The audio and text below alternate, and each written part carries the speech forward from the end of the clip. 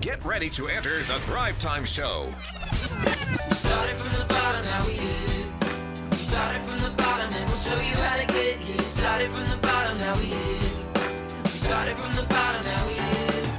We started from the bottom, now we're on the top. Teaching you the systems to get what we got. Colton Dixon's on the hooks, I break down the books. Z's bringing some wisdom and the good looks. As the father of five, that's why I'm alive. So if you see my wife and kids, please tell them hi. It's the C&Z up on your radio. And now 3, 2, 1, here we go. We started from the bottom, now we here. We started from the bottom, and we'll show you how to get. Jim, I appreciate you letting me come to your kitchen area here and just harass you, my friend. Have at it. Thank you. Welcome. Well, Glad you're here. I want to say this because I am overwhelmed by just your career. But I wanted to give a little bit of a richness and clarity for people who maybe aren't as familiar with you as I am. Okay. You actually received the Golden Gavel Award. Can you explain to the Thrivers what the Golden Gavel Award is? There's an organization called Toastmasters International that has like 250,000 members around the world. And it's an organization formed through local clubs that are very low cost. You can join for just a few dollars and participate in the weekly or monthly meetings. And you learn communication skills. So you learn to speak in public, you learn to introduce other people at a meeting, you learn to do parliamentary procedure and things like that. Mm-hmm. Well, they every year have a big contest, and they give an award to the international winner who has gone through local, regional, district, national competition, and they get on stage at their big international convention in front of thousands of people and give their final speech, and they're judged, and they either win that award or something, they're in that competition. Then there's a separate award that Toastmasters gives to non-Toastmasters. Mm.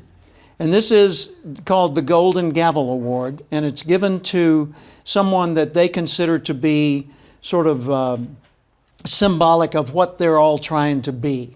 Mm-hmm. And so they've given it to Zig Ziglar and Earl Nightingale and Norman Vincent Peale, and it's kind of a big deal. I was looking at the list of winners, and you look at your name on there and you go, okay. Then you work your way down and you see Tony Robbins, then you see Les Brown, you see Tom Peters, you see. I mean, it's unbelievable. And those are all people I know. It's amazing. Yeah, it's amazing. It is so amazing. we are here with a living wonderful legend. I'm excited. The Legends Escort. Okay. I hung out with the legends and carried some of their notes as they walked to the platform. No, but I've known so many of them, and I've had the privilege of working with them. I remember Les Brown on his way to his first speech. Really? Paid speech. We were at the National Speakers Convention. I was on the National Board of Directors, and we were in Orlando, I think, or Tampa. And we'd gotten on the bus to go from the convention back to the airport. And he said, "You're Jim Cathcart." And I said, "Well, I try to be." He said, "Well, I'm Les Brown." And I said, "Well, tell me about you, Les." He said, "I'm on my way to give my first paid speech. Really? And I'm going to be a famous motivational speaker." And I said, "Well, great. Good for you. What are you doing?" And he told me a little bit about his story. Well, I've gotten to know him, and we've been friends for a long, long time. And he did, in fact, become a famous professional speaker. Well, I tell you what, if things get rough today, you can hit me with your golden gavel, okay? There you go. Well, we're going to talk today about personal velocity. Before we get into that, I want to, if you can just kind of explain to the Thrivers as a big concept. When you say personal velocity, what is that in reference to? Well, if you think of velocity, the actual definition of velocity, it's the rate of advancement toward a goal, or toward a destination, target. A lot of people say, well, it's the same as speed. No. Speed is rapidity of movement, but it has nothing to do with whether you're getting where you want to go. So speed, you could go in a circle at 200 miles an hour, velocity would be 0. Speed would be 200 miles an hour. You could go toward your goal at 20 miles an hour, and your velocity would also be 20. So it's the rate of advancement toward what it is you want. So if you don't want anything, your velocity is going to be zip. Okay, that makes sense. So you need a goal, you need a dream, an aspiration, you need a targeted destination. In your book, The Acorn Principle, which by the way is endorsed by Jack Canfield, Brian Tracy, Les Brown. I mean, it's just, again, it's the who's who of endorsements. So the book, I mean, right away you know that it's written with some credibility, and you're saying things that really do matter. But in there, when you talk about the personal velocity, one of the quotes that came to mind for me was Albert Einstein. He has this quote where he says, "Everybody's a genius, but if you judge a fish by its ability to climb a tree, it will live its whole life believing that it is stupid." And I was thinking about personal velocity and kind of how that works, because you have different velocities. Everybody has their own velocity. And some people, in the way that a fish can't climb a tree, everyone has their own velocity. And I thought we'd just dive in first to this area of high velocity. Could you kind of articulate what high velocity means? If I'm a high velocity let me person? back up a step and define personal velocity a bit more. Let's do it. And that is, it's the energy and drive patterns that are natural to you. Okay. So everybody has energy, and it rises and falls depending on a lot of things, but there's a level of energy, kind of like your vibration frequency, that is set throughout most of your life. Once you're an adult, I can be around you now and 20 years from now, and your velocity, at least from an energy point of view, is going to be approximately the same. Okay?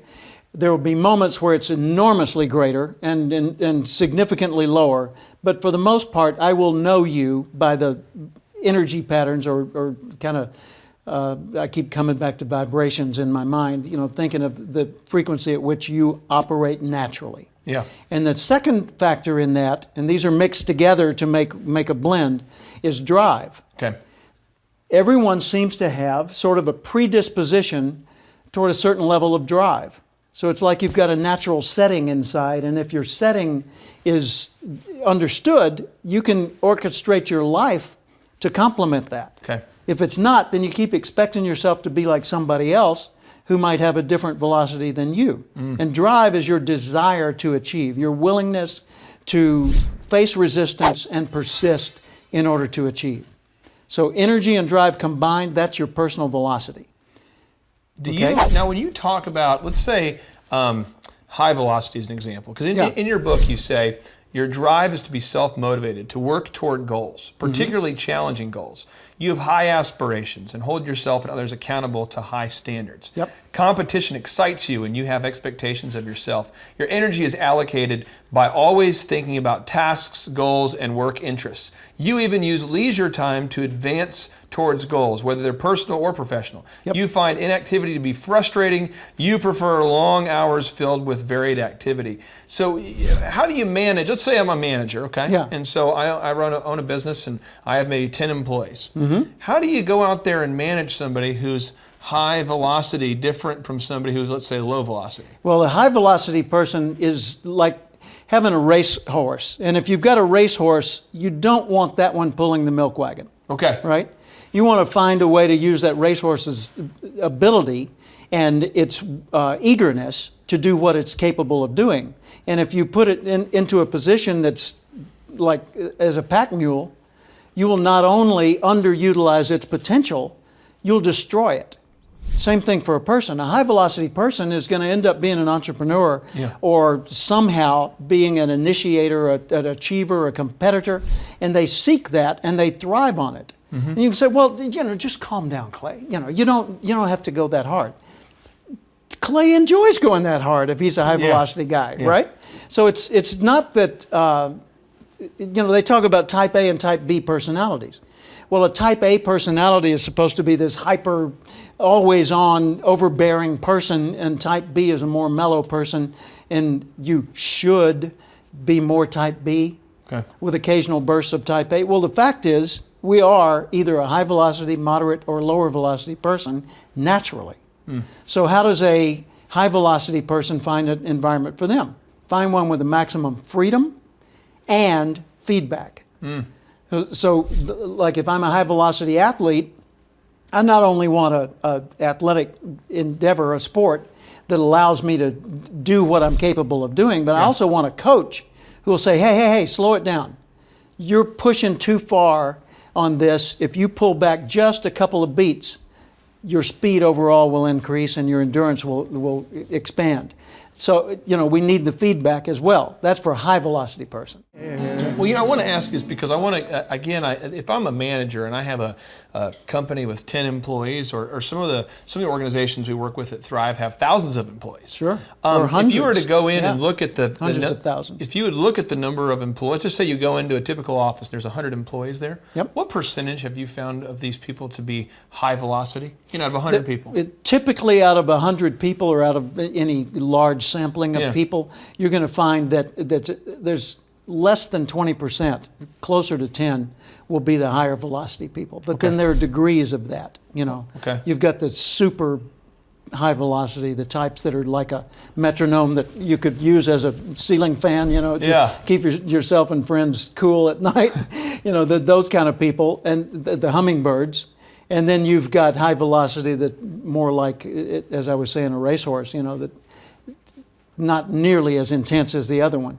But if you look at like 40 to 50% in the middle, and then take the percentages top and bottom that remain, split them equally, you'll find the way the population tends to be distributed. That's not scientific, although I have people that have done the research and have the science to back it up, but off the top of my head, that's generally it. Yeah. Well, and being that you've spoken with and you continue to speak with some of the biggest companies in the world, how often do you see where the manager or the leader of the company has maybe put high velocity people in low velocity jobs? How often do you see people mismatched? Or maybe a high velocity person chose the wrong job. But how often do you see the right people on the right team but in the wrong position? Frequently. Because most people don't know. That's why I'm writing the book, Success Velocity, and how to increase your success velocity. You don't increase your personal velocity, but you can increase your success velocity by making the right choices for what you do with your talents and with your people. And it's amazing how few people know how to think about this. Yeah. They think, well, Jim's not particularly high velocity guy. As a matter of fact, he's a low velocity guy, but I think with the right motivation, and if we gave him enough fiber and whatever, they come up with their solutions, then we could get him to be high velocity. No, you won't. You might get him to give you little bursts of high energy and drive, but they're not going to be sustained because they're not coming from what's natural for him. Right. So we need to think in terms of alignment as a primary factor in how we assign people to roles and responsibilities. Okay. So you would, because I think this is very important for managers and people who are watching this who manage large groups of people.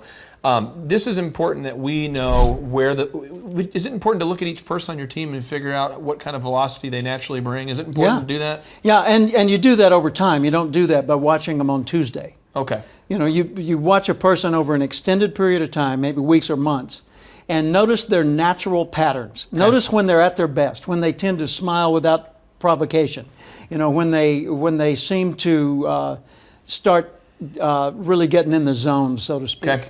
And then just keep notes. And over time you'll find, it was like my wife and I. I'm clearly a high velocity guy. I love a challenge. If I don't have a challenge, I'll go create one. Yeah. Right? So it's kind of like if I didn't have a competition for physical competition, I would go work out, thereby creating an artificial competition, me against the weight.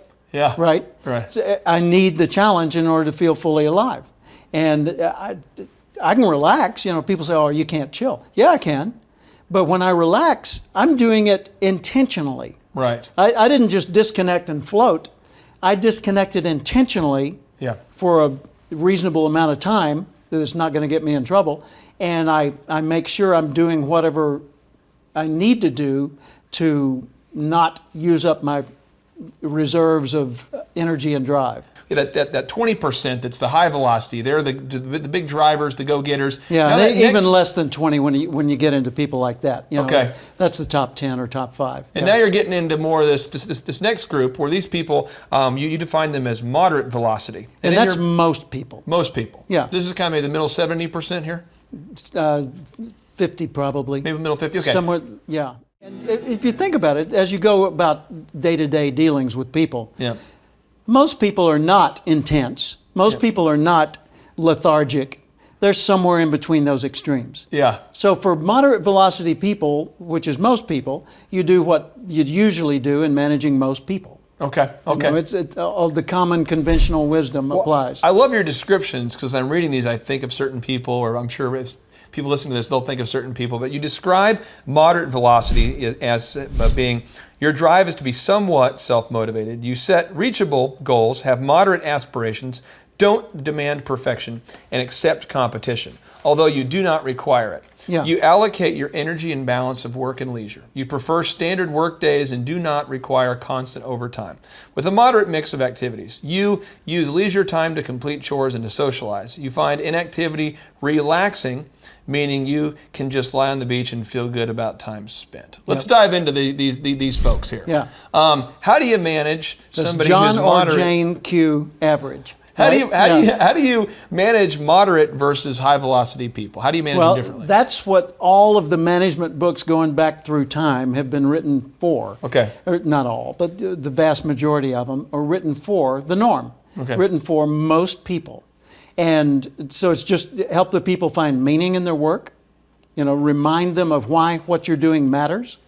When you think about this series, this educational series, you know, the reason it matters is because it empowers people to make their own choices, to advance themselves during times when they wouldn't normally be studying or learning or reflecting on some of the bigger ideas or digging deeper into what makes them who they are and finding ways to be better.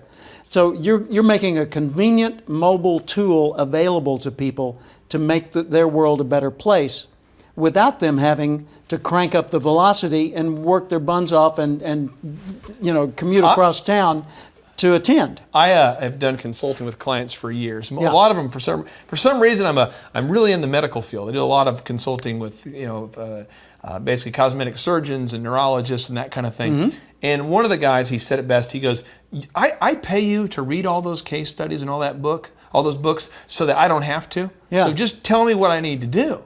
And I think you said it beautifully there, because I enjoy reading case studies. Yeah. And so if I have downtime, I'm plowing through a hard-to-read book because it's a challenge. Yeah. And my wife's like, "What are you doing?" And I'm just like one page at a time trying to understand each page. I but it's totally something get that. I enjoy. Now, I want to ask you, let's just say, though, that let's kind of make up a scenario here. Okay. Go with a scenario. Let's say that I'm a cosmetic surgeon. All right. And I run the business, and I've got a little, I'm joking. Yeah. Go ahead. Well, yeah, I might have some trade out there. But he's a high velocity guy. Okay. And so he's high velocity, and then he has a staff of 9 other people. Okay. And he's got one person on the team who's high velocity, and he's got 8 other people that are somewhere in the other ranges. Mm-hmm. If the high velocity person makes a mistake, intentionally makes a mistake, or forgets to do a checklist or something, and a moderate person forgets to do a checklist, how do you manage the two differently? How would you manage a moderate velocity versus a high velocity? What kind of things should we do different with those kind of people? With the high velocity person, the main thing you want to do is get them aimed right. It's like having a high velocity weapon. Okay. You want to point that thing where you want it to go, because you're going to blow away whatever's out there, right? Yeah. So point it wrong, big destruction in the wrong place. So that person, you want to make sure that first off, they get it, why what they're doing matters, and why they have to do it right. And you got to really spend some time letting them know deeply why it's vitally important for them to do things right, especially in the medical world, because you got compliance issues and health issues and sometimes life or death issues. So with that person, first thing is jump on it, address it spot on. I mean, do not imply, don't say, hey, you might want to rethink that. Say, Clay, let's talk about that. That doesn't work. Now, what were you thinking? And then you draw them out and you get into this thing and you solve the problem. Okay. Moderate velocity person, you take a much less intense approach. Okay. Because going that directly with the moderate velocity person is going to be kind of daunting, a little overwhelming. They might go, oh, gee, man, I made a little mistake and he rained all over me like a rainstorm, But just to sit down and say, we need to talk about this.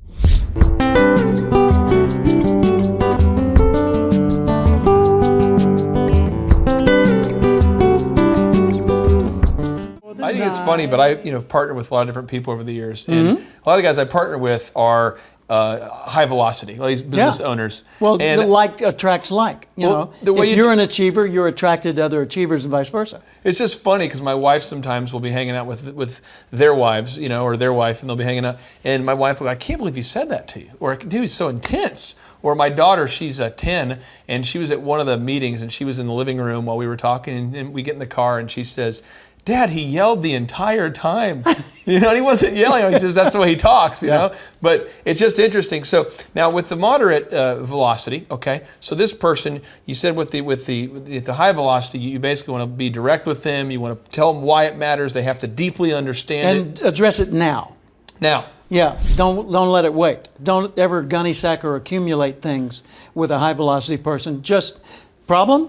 Solution, problem, solution. So we're going into this situation of the cosmetic surgeon. Yeah. So he just walks out and he just has unloaded. I had an intense conversation with the high velocity person. The high velocity person now says, "Thank you, I appreciate the clarification." Boom, I'm back to work. Yeah. So now he's all hyped up. He's got that energy going, and then he walks around the corner and he needs to talk to the moderate velocity. If he brings that same energy, that same intensity to that moderate, what would happen? Tidal wave. Tidal wave. Blow them away.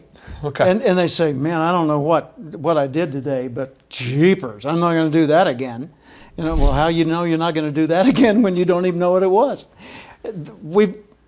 I think as a high velocity person, it's important that an individual learn to self-moderate, which starts with self-awareness. You've got to realize whether you're higher, moderate, or lower velocity. Makes sense. Now, there's a lot of judgment thrown on this by most people. Our society tends to say, high velocity, oh, good, you're a winner. Moderate velocity, too bad. Low velocity, oh, dude, sorry, No, if you look at the world, most of the work is low velocity work. Yeah.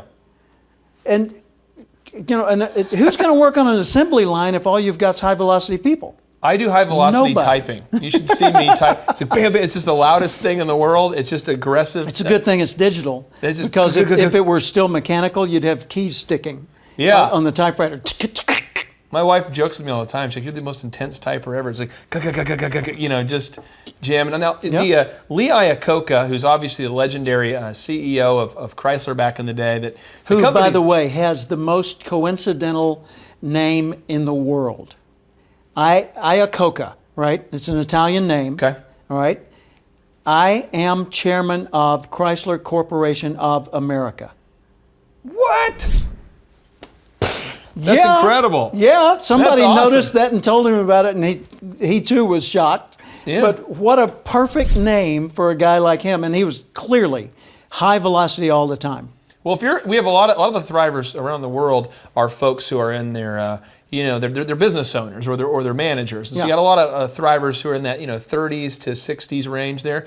And if you're watching this and you own a minivan, you have to thank him or you have to send your complaint letters to Lee Iacocca because that's the guy who kind of saved Chrysler with the invention of the minivans. If you like it or hate it, that's Lee's deal there. Yeah. But with Ford, he was the one who came up with Mustang. Yeah, so he did the Mustang, and he kind of made the sexy car that people want, kind of midlife crisis car. Yep. And he also made the minivan, which lets you're headed into the midlife crisis. By the way, you know what I drive? No. I drive a 2003 Thunderbird two-seater with 114,000 miles on it. And someone asked me the other day, if I win the mega lottery, I'll buy you a car. What do you want? I said, just give me a stash that I can spend on upgrading and restoring mine. Really? Yeah. Now, Lee Iacocca says this about management. He says, management is nothing more than motivating other people. So give me some tips on how to, and I'm not saying you agree with it, but I want to ask you, what would be some tips to manage moderate velocity people? What are some tips to kind of get them to perform at their peak? Number one thing, they've got to know why what they're doing matters. Okay. When I do a planning retreat with an executive team, I always start with the same question. Why should we go back to work tomorrow? Aside from a need for revenue, why should we bother opening our doors again tomorrow? And they look at me like, that's what we do. That's what we do. I say, yeah, but why does it matter? Who cares? Besides us, who cares? And what's our place in the world? Because if we don't remember why what we're doing matters, then it just becomes a mechanical process, and we lose the, pause for effect, motive to do it. The motivation's rooted in the motive, not in the action.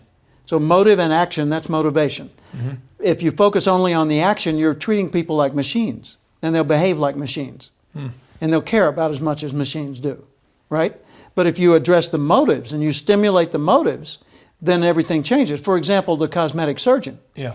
Cosmetic surgeon, if I were that person and I was talking to my staff, I would say, folks, every week I want us telling stories about patients who have had a life-changing experience because of the surgery we were able to do for them.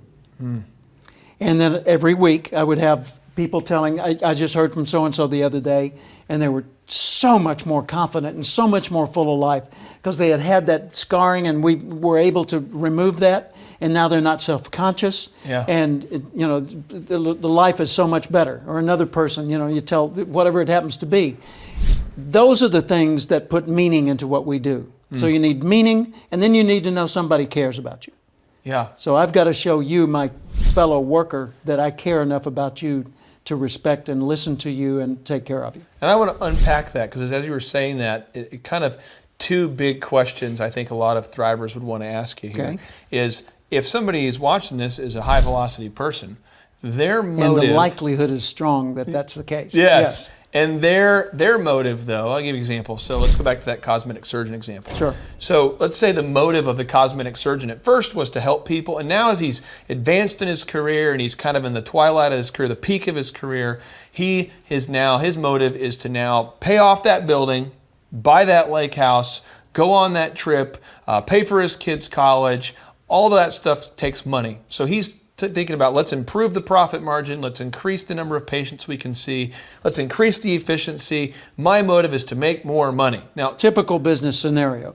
With the entrepreneurs and the startups, There it's you all go. about meaning. It's about a mission, a cause, a campaign to change the world. Yep. And once it's established and becomes an enterprise, then it's all about margins and systems and processes and things like that. And that's why they say the person who starts it is typically not the best person to continue to run it. so here we go. So if you're the person who's motivated, you're this high velocity person, you are motivated to make all that money, right? Yeah. Your staff, though, let's say the majority of your staff, moderate velocity people, that's not their motive. So how do you bridge the gap of being a high velocity person as a different motive entirely for the business, and so how do you make the work meaningful if that's not your motive? How do you do that? How do you begin to bridge that gap between this is my motive, this is your motive? How do we do that? That's where the DNA of the organization comes in. Okay. An organization has a genetic code Okay. that is a combination of its mission, vision, values, and beliefs. And from those grow the standards and systems by which it operates. So for example, Disneyland, Walt Disney is the visionary that started that. He created it so that he could build the happiest place on earth. Right. And then multiply it after that. But his goal was to create the happiest place on earth. Well, you can't do that without happy people running it. So he had to constantly sell his dream, his vision. And as he did, other people wanted in on it, so Disneyland grew. It became a humongous enterprise, a worldwide enterprise that's touched virtually everybody now. Yeah. And he found that what had happened was once he started getting things in place, he needed to get other people with talent for keeping things in place. Yes. To help him develop the systems. But everything he does is done, or he's passed away now, but everything he was doing was done to reinforce the understanding that this is not just a car that fits in a ride that goes around this circuit. Yeah. This is an experience that causes little kids to tell their own kids later when they're grown-ups about how much fun it was to be at Disneyland the year it opened. So we're creating experiences, and this must be the happiest place on earth. Therefore, your attitude is part of your job. There we go. And that's the point. Isidore Sharp is the founder of Four Seasons Hotels. Okay. Finest hotel company worldwide. Isidore Sharp started it by putting in place the standards that would make these the finest hotels. And then he put in place the systems that would keep them the finest hotels. And then he recently wrote a book called Four Seasons. And my son works as a director of human resources at a Four Seasons, and so I know the company quite well. As a matter of fact, my granddaughter Amber has her photograph in Isidore Sharp's book. It's kind of cool.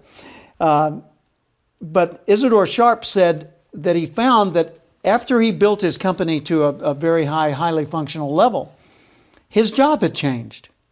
And he was no longer the guy who was in charge of, or it should be the guy who was in charge of seeing to it that these systems were doing this and that. Instead, he needed to take on the role of being the guy who keeps the flame alive, who keeps the glow in the hearts of every person, that keeps them aware that the Four Seasons matters and it's setting a standard for the rest of the world to follow. All right, JT, so hypothetically, in your mind, what is the purpose of having a business? To get you to your goals. So it's a vehicle to get you to your destination. Whoa. And would you need profits to get there? I mean, is when you have a business that's successful, in your mind, in your expert opinion, would you need profits to get you to your goals? Yeah, because if you have a $15 million business, but you have $15 million of expenses, it's kind of pointless. Holy crap! All right, so the question I would have here for you, if you could take, like, I don't know, 10 minutes or less and see if you could save $3,000 a year by reducing your credit card fees, would you do it? Yes, absolutely. Holy crap! Why would somebody out there who's listening right now who has a sane mind, why would they not go to thrivetimeshow.com/credit-card, thrivetimeshow.com/credit-card to schedule a 10-minute consultation to see if they can reduce their credit card fees by at least $3,000 a year?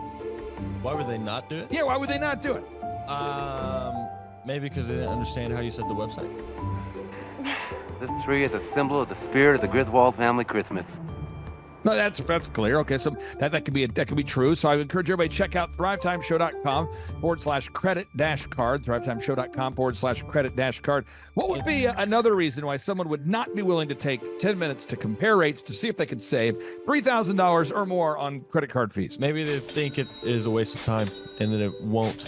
It's not possible. There's somebody out there that's making more than $3,000 every 10 minutes, and they're like, nah, that's not worth my time.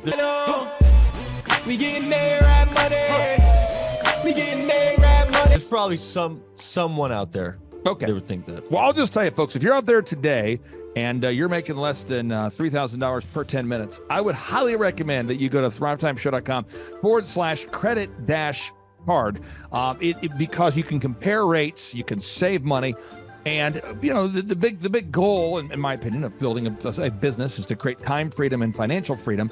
And in order to do that, you have to maximize your profits. Holy crap! Now, one way to maximize your profits is to increase your revenue. Another way to do it is to decrease your expenses. It's a profit deal. It takes the pressure off. JT, is there any other reason why somebody would not be willing to take 10 minutes to compare rates to see if they could save a total of $3,000 a year on average? I am at a loss and I cannot think of any other. Shampoo is better. I go on first and clean the hair. Conditioner is better. I leave the hair silky and smooth. Oh, really, fool? Really? Stop looking at me, Swan. Well, let me tell you a good story here real quick here. I actually, years ago, compared rates with this company here called IPS. It's Integrated Payment Services. And I scheduled a consultation. I don't know that I was skeptical. I just thought, whatever, I'll take 10 minutes. I'll compare rates. I can't tell. You can tell me I'm a doctor. No, I mean, I'm just not sure. Or can't you take a guess? Well, not for another 2 hours. You can't take a guess for another 2 hours? And in my case, in my particular case, I save over $20,000 a year. Holy crap! Wow. Which is, like groceries when my wife goes to the organic stores. Find everything you need today? Yeah. Great, okay. Oh, God. No. Everything okay, ma'am? It's just that you've only scanned a few items and it's already $60. I'm so scared. Okay, I'm a trained professional, ma'am. I've scanned a lot of groceries. I need you to stay with me. It's just that my in-laws are in town and they want a charcuterie board. Well, this isn't gonna be easy, so I need you to be brave, all right? What's your name? Patricia. Trisha, all right. I need you to take a deep breath. We're about to do the cheese. You know, that's the difference between eating organic and not organic. So because my wife eats organic, I had to take the 10 minutes needed to compare rates to save the $20,000 a year on credit card fees just for one of my companies. One question, what's the brand name of the clock? The brand name of the clock, Rod, do we have it? Brand name of the clock, it's an elegant from Ridgeway. It's from Ridgeway.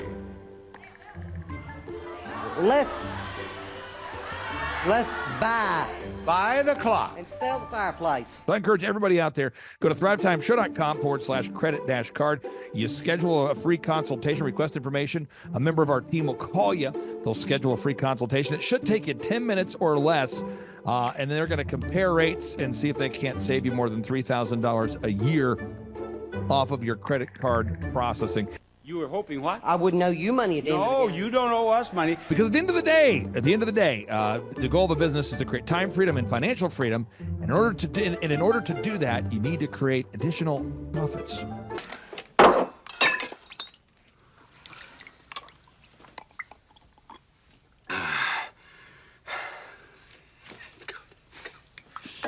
The number of new customers that we've had is up 411% over last year. We are Jared and Jennifer Johnson. We own Platinum Pest and Lawn and are located in Owasso, Oklahoma.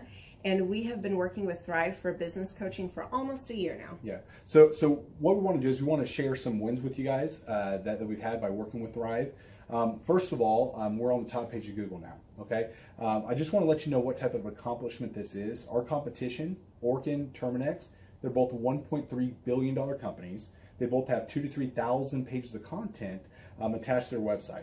So to basically go from virtually non-existent on Google to up on the top page is really saying something. But that's come by being diligent to the systems that Thrive has, by being consistent and diligent on doing podcasts and staying on top of those podcasts to really help with getting up on with their listing and ranking there with Google. And also we've been trying to get Google reviews, asking our customers for reviews. And now we're the highest rated and most reviewed pest and lawn company in the Tulsa area. And that's really helped with our conversion rate. And the number of new customers that we've had is up 411% over last year. Wait, say that again. How much are we up? 411%. Okay, so 411% we're up with our new customers. Amazing. Right. So not only do we have more customers calling in, we're able to close those deals at a much higher rate than we were before. Right now, our closing rate is about 85%, and that's largely due to, first of all, like our Google reviews that we've gotten people really see that our customers are happy, but also we have a script that we follow. And so when customers call in, they get all the information that they need. That script has been refined time and time again. It wasn't a one and done deal. It was a system that we followed with Thrive in the refining process, and that has obviously the 411% shows that system works. Yeah. So here's a big one for you. So last week alone, our booking percentage was 91%. We actually booked more deals, more new customers last year than we did the first 5 months. Or I'm sorry, we booked more deals last week than we did the first 5 months of last year from before we worked with Thrive. So again, we booked more deals last week than the first 5 months of last year. And it's incredible. But the reason why we have that success is by implementing the systems that Thrive has taught us and helped us out with. So. Some of those systems that we've implemented are group interviews. That way we've really been able to come up with a really great team.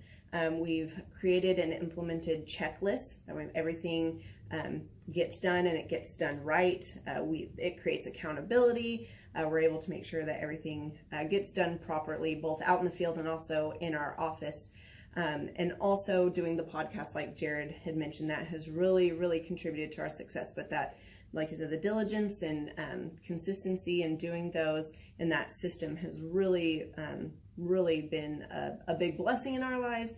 And also, it's really shown that we've gotten the success from following those systems. Yeah. So before working with Thrive, we were basically stuck.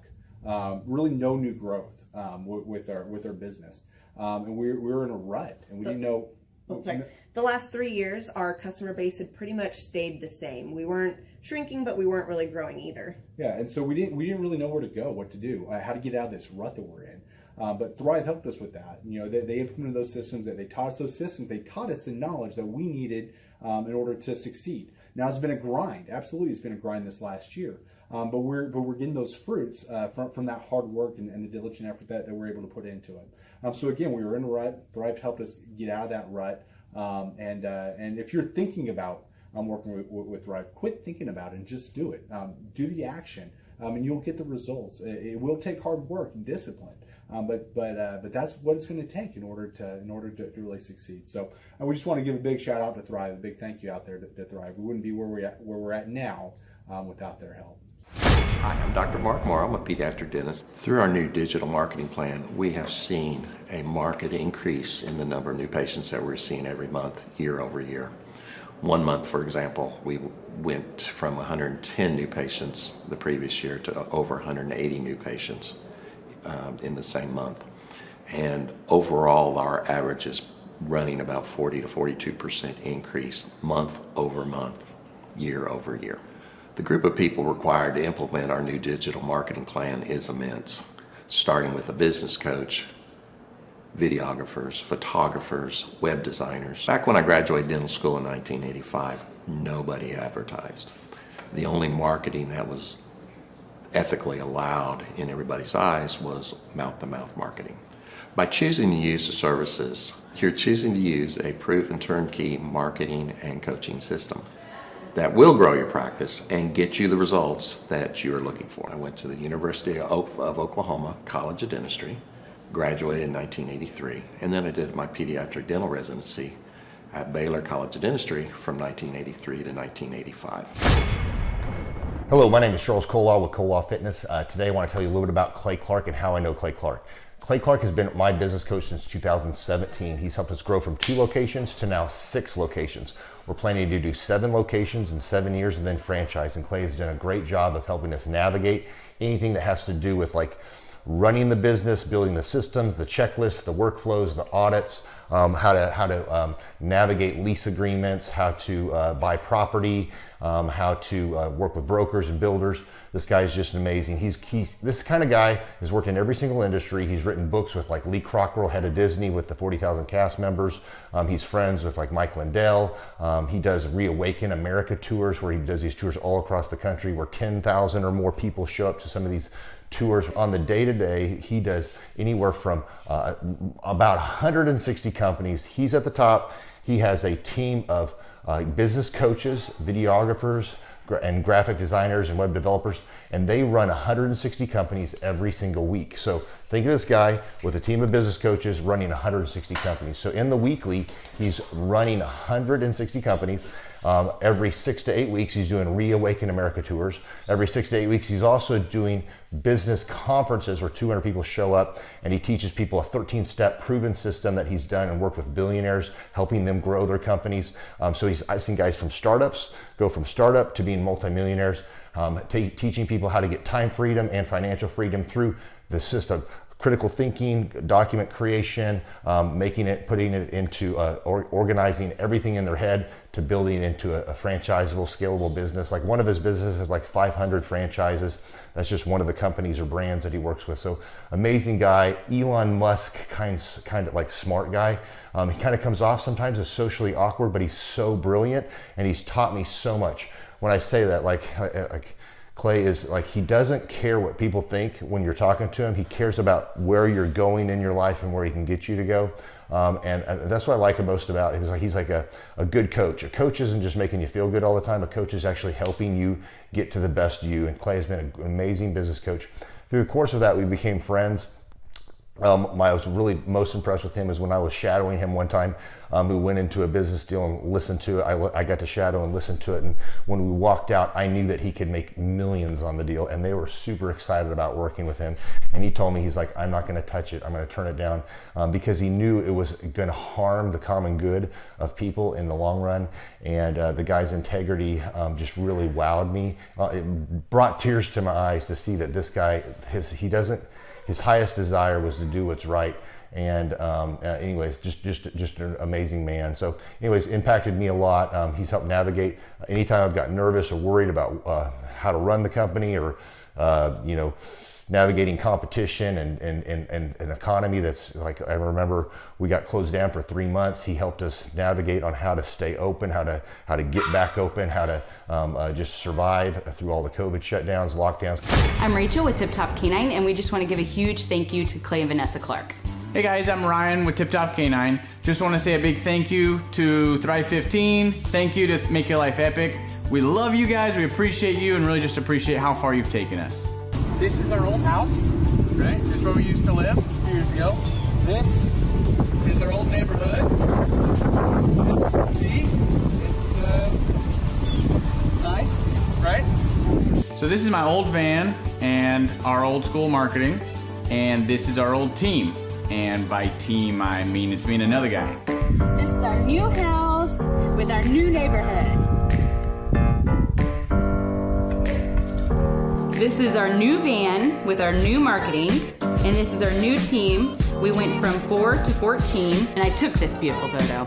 We worked with several different business coaches in the past, and they were all about helping Ryan sell better and just teaching sales, which is awesome, but Ryan is a really great salesman. So we didn't need that. We needed somebody to help us get everything that was in his head out into systems, into manuals and scripts, and actually build a team. So now that we have systems in place, we've gone from 1 to 10 locations in only a year. In October 2016, we grossed 13 grand for the whole month. Right now it's 2018, the month of October. It's only the 22nd. We've already grossed a little over 50 grand for the whole month, and we still have time to go. We're just thankful for you, thankful for Thrive and your mentorship, and we're really thankful that you guys have helped us to grow a business that we run now instead of the business running us. Just thank you times 1,000. The Thrive Time Show 2-day interactive business workshops are the highest and most reviewed business workshops on the planet. You can learn the proven 13-point business systems that Dr. Zellner and I have used over and over to start and grow successful companies. I mean, we get into the specific steps on what you need to do to optimize your website. We're going to teach you how to fix your conversion rate. We're going to teach you how to do a social media marketing campaign that works. How do you raise capital? How do you get a small business loan? We teach you everything you need to know here during a 2-day, 15-hour workshop. It's all here for you. You work every day in your business, but for 2 days you can escape and work on your business and build these proven systems, so now you can have a successful company that will produce both the time freedom and the financial freedom that you deserve. You're going to leave energized, motivated, but you're also going to leave empowered. The reason why I've built these workshops is because as an entrepreneur, I always wish that I had this. And because there wasn't anything like this, I would go to these motivational seminars, no money down, real estate, Ponzi scheme, get motivated seminars, and they would never teach me anything. It was like you went there and you paid for the big chocolate Easter bunny, but inside of it, it was a hollow nothingness. And I wanted the knowledge, and they're like, oh, but we'll teach you the knowledge after our next workshop. And the great thing is we have nothing to upsell. At every workshop, we teach you what you need to know. There's no one in the back of the room trying to sell you some next big get-rich-quick, walk-on-hot coals product. It's literally, we teach you the brass tacks, the specific stuff that you need to know to learn how to start and grow a business. And I encourage you to not believe what I'm saying, and I want you to Google the Z66 auto auction. I want you to Google elephant in the room. Look at Robert Zellner and Associates. Look them up and say, are they successful because they're geniuses, or are they successful because they have a proven system? When you do that research, you will discover that the same systems that we use in our own business can be used in your business. Come to Tulsa, book a ticket, and I guarantee you it's going to be the best business workshop ever, and we'll even give you your money back if you don't love it. We've built this facility for you, and we're excited to see you. If we go back 8 years ago, think about the number of clients you had back then versus the number of clients you have now. As a percentage, what has been the growth over the past 8 years, do you think?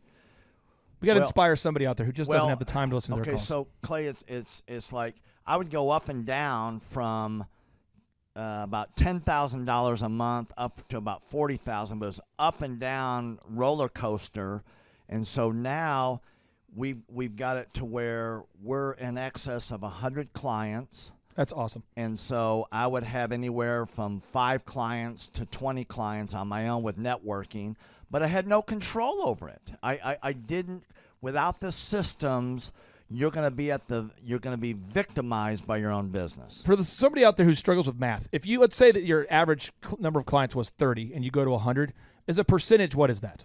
I have doubled every year since working with you. So I've doubled in clients, I've doubled in revenue every year. It's 100% growth every year I've worked with. Now, so I'm looking, we've been good friends 7-8 years, and I've got doubled 5 times. Which is just incredible. I mean, the first time you do it, that's one thing, but when you do it repeatedly, yeah, I mean, that's unbelievable. We're working our Blessed Assurance off this year to double. We're planning on doubling again. We're incorporating some new things in there to really help us do it, but we are going to double again this year. I started coaching, but it would go up and down, Clay. That's when I came to you, as I was going up and down, and I wanted to go up and up instead of up and down. And so that's when it needed a system. So creating a system is you have nailed down specific steps that you're going to take no matter how you feel, no matter the results. You lean into them and you do them regardless of what's happening. You lean into them, and it will give you X number of leads. You follow up with those leads, turns into sales.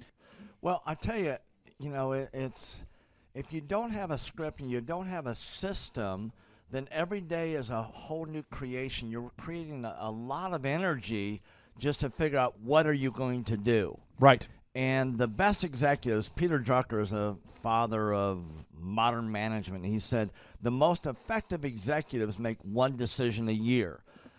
What you do is you make a decision, what is your system, and then you work like the Dickens to make sure you follow that system.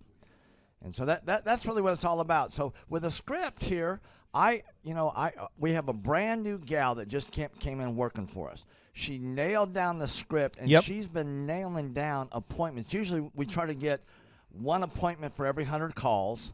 We make 200 to 300 calls a day per rep. Right. And she's been nailing down 5 and 8 appointments a day. Somebody out there is having a hard time. That script. So she's making how many calls a day? She's making between 200 and 300 calls a day. Whoa. And our relationship is weird in that we do. If someone were to buy an Apple computer today, yeah, and or let's say you bought a personal computer, a PC, the computer is made by, let's say, Dell, but then the software in the computer would be Microsoft, let's say, or Adobe or whatever that is. So I basically make the systems. And you're like the computer, and I'm like the software. It's kind of how I would describe our relationship. Yeah. Tim, I want to ask you this. You and I reconnected. I think it was in the year 2000 and what was it? Maybe 2010. Is that right? 2011, maybe, or no, maybe further down the road. Maybe 2013. 2012. Okay, so 2012, and at that time I was 5 years removed from the DJ business, and you were how many years removed from tax and accounting software? It was about 10, 11 years. We met, how did we re-meet? What was the first interaction? There was some interaction where you and I first connected. I just remember that somehow you and I went to Hideaway Pizza. But do you remember when we first reconnected? Yeah. Well, we had that speaking thing that... there it was. So it's Victory Christian Center. I was speaking there. My name is Robert Redmond. I actually first met Clay almost 3 years ago to the day. I don't know if he remembers it or not, but I wasn't working with him at the time. I asked to see him and just ask him some questions to help, direct my life, to get some mentorship. But I've been working with Clay for now just over a year. The role I play here is a business coach, business consultant. I work with different businesses, implementing best practice processes and systems that I have learned here by working with Clay. And the experience working here has, to put it real plainly, has been just life-changing. I have not only learned new things and have gained new knowledge, but I have gained a whole new mindset that I believe wherever I end up will serve me well throughout the rest of my life. Since working with Clay, I have learned so much. I mean, I would like to say almost everything about business in terms of the different categories. I haven't learned it all, but I've learned all about marketing. I've learned about advertising. I've learned about branding. I've learned how to create a sales process for organizations in any industry. I've learned how to sell. I've learned how to create repeatable systems and processes and hold people accountable. You know, how to hire people. It's almost like every aspect of a business you can learn. I have learned a lot in those different categories. And then, again, the mindset that I've gained here has been huge. You know, working here, you can't be a mediocre person. You are a call to a higher standard of excellence. And then as you're called to that standard here, you begin to see those outcomes in every area of your life. That standard of excellence that you want to implement no matter what you're involved in. I would like to describe the other people that work with Clay are people that are going somewhere with their life. Marshall in the group interview talks about how you know, the best fits for this organization are the people that are goal-oriented. So they're on their own trajectory, and we're on our own trajectory. And the best fits are those people where there can be a mutually beneficial relationship, that as we pursue our goals and we help the business pursue those goals, the business helps us pursue our goals as well. And so I'd say people that are driven, people that want to make something of their lives, people that are goal-oriented, they're focused, and they're committed to overcoming any adversity that may come their way. Clay's passion for helping business owners grow their businesses it's unique in that I don't know if there's anyone else that can be as passionate.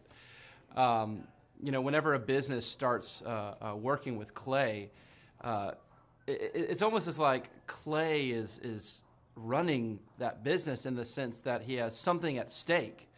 You know, he's just serving them. They're one of his clients, but it's as if he is actively involved in the business. Whenever they have a win, he's posting it all over his social media. He's shouting it across the room here at Thrive.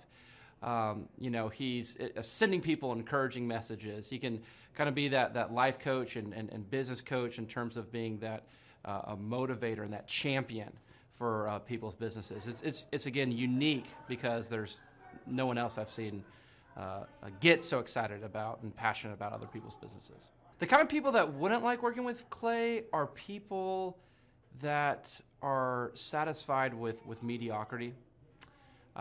People that want to get through life by just doing enough, by just getting by. People who are not looking to develop themselves, people who are not coachable, people who think that they know it all and they're unwilling to change. I would say those are the type of people. In short, anyone that's content with mediocrity would not like working with Clay. So if you're meeting Clay for the first time, the advice I'd give you is definitely come ready to take tons of notes. Every time Clay speaks, he it gives you a wealth of knowledge that you don't want to miss. I remember the first time that I met Clay, I literally carried a notebook with me all around. I was looking at this notebook the other day, actually. I carried a notebook with me all around, and I just took tons of notes. I filled the entire notebook in about 3 or 4 months, just from being around Clay, following him, and learning from him. And then I would say, come coachable. Be open to learning something new. Be open to challenging yourself. Be open to learning and adjusting parts about you that need to be adjusted.